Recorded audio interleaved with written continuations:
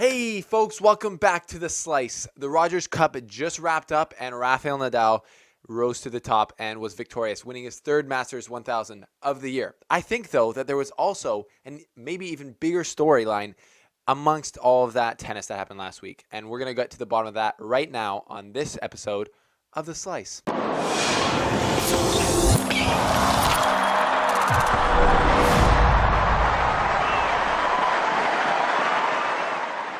Welcome back to the show, folks. Thanks for tuning in. If you're new here, hit that subscribe button so then I know that you're my friend.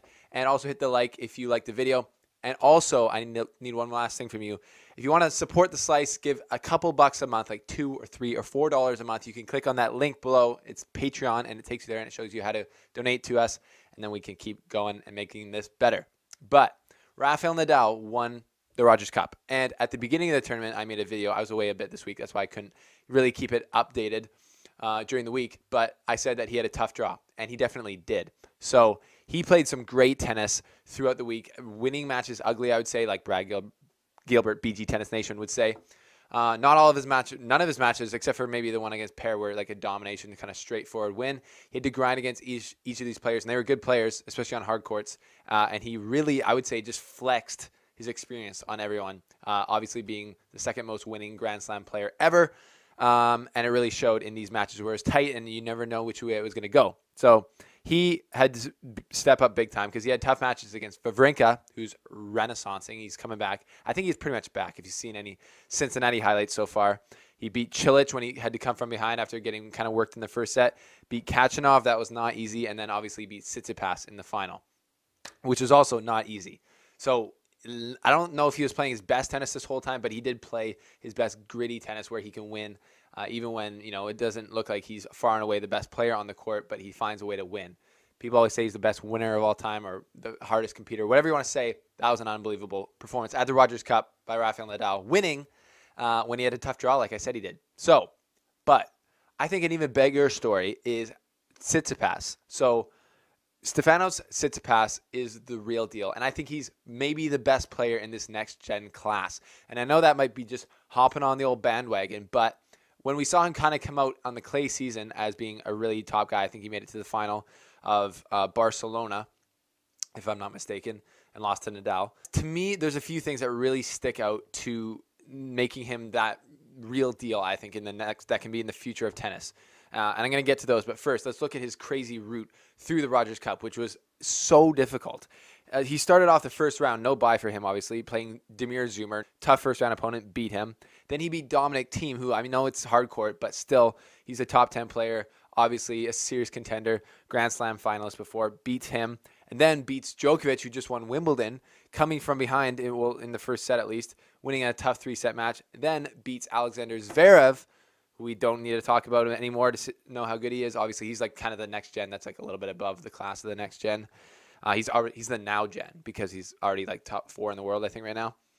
So he beats Zverev coming from behind again in that one 3-set match, and then he beats Anderson coming from behind again, a set down in that one to beat Anderson to make it to the final, where he almost took the second set from Nadal and extended that match, and then you never know what was going to happen. So unbelievable tennis this week from Tsitsipas, and it wasn't just his shot making and like overall just amazing game. Like he has an amazing game, but all these next gen guys like Shapovalov, TFO, Edmund, they all have crazy strokes that are just so good and it's so fun to watch. But what really set him apart was his grit, I feel like, and his mental fortitude in these matches. Like he was just balling out where it was like, even if he didn't look like he was playing a good match, like Zverev at the end of his match said it wasn't that good of a match between him and Stefanos. But it seemed like whenever it was tight, Tsitsipas could just rally with people, play really smart defense, and wait for them to almost make mistakes or just take the right opportunities to use his forehand and just crack it and just really use his length to like whip people out wide and just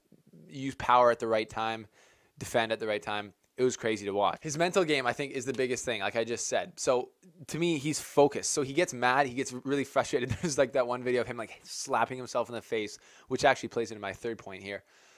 He gets mad at the right things, I feel like. When he's missing shots and you see rallies, you're like, they're so close and intense. He's not like some of the other guys who kind of just like flop around out there, like me when I'm playing tennis, and just kind of almost lose their focus. He kind of just like will turn around and just be like, And like he's like, you can tell he's thinking about what he needs to do next. Also plays smart, like I said, plays amazing defense, kind of waits for the right opportunities and then attacks smartly with his forehand, which is a really big weapon. Obviously, like he kind of has a similar, I feel like, stroke path to Zverev, but he holds his racket more traditionally, like more straight up and down, kind of like a hammer grip almost, and just clubs it. It's kind of like a mixture of Del Potro and Zverev. But yeah, uses it really smartly. And lastly, I would say with his mental game, he seems like cut from a different block than the other guys in the next gen. And I mean that he seems to have this weird competitive edge.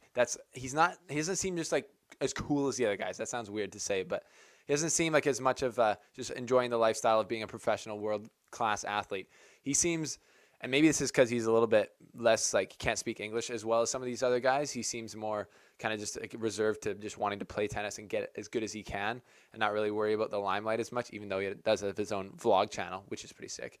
But he seems like super competitive. Even I noticed when he shook Rafael Nadal's hand after losing in the final, you would assume most guys at his stage after making it to the final would kind of seem like, I did my best and kind of handshake it and almost smile that way. He looked pretty disheartened and pissed when he walked up to the net and just shook his hand. And it's like, maybe that just shows that he actually believed that he should have won that match too. And he felt like he could have. And he wasn't happy with the result of just being a runner-up, which is probably that competitive spirit that you need to have to be an all-time great. Because I've said this before about Federer, like, he's insanely competitive. And so would Djokovic, and so would Nadal, and so would Murray. These guys would be just the amount of, like, it's almost bad how competitive they are, but that's what it takes to be so consistently good. And I feel like Tsitsipas has that mental edge to him, and that's what I see. And that's why I think he might be the next best next-gen player. Might have overtaken Shapovalov, might have overtaken Tiafoe, Edmund, any of these guys who've had good results, but we'll see. But I've got my money on Tsitsipas being really good in the near future and maybe being the future of the men's game. But yeah, so we got another big week of tennis coming here at Cincinnati. I'm not going to be there this year like I was last year. If you haven't seen my vlog, go check. That's like, if you've started watching the last year since I went to Cincinnati, go check out the videos I made at Cincinnati. They're pretty cool, and that was a good time. But we are, looking forward to Roger Federer's return to the courts. And we'll see how he can do. He's got a tough draw. Both these tournaments are so tough because everybody's playing. It doesn't really seem like there's that many players injured, and it's a lot of fun. So thanks for subscribing. Make sure you like the video if you did, and we'll see you on the other side. Thanks for watching, folks. Head over to theslicetennis.com for the best fan-written articles. We got one coming out on Tsitsipas's run at the Rogers Cup, and one coming out on Roger Federer's draw here at Cincinnati. So go take a read, enlighten your mind on theslicetennis.com.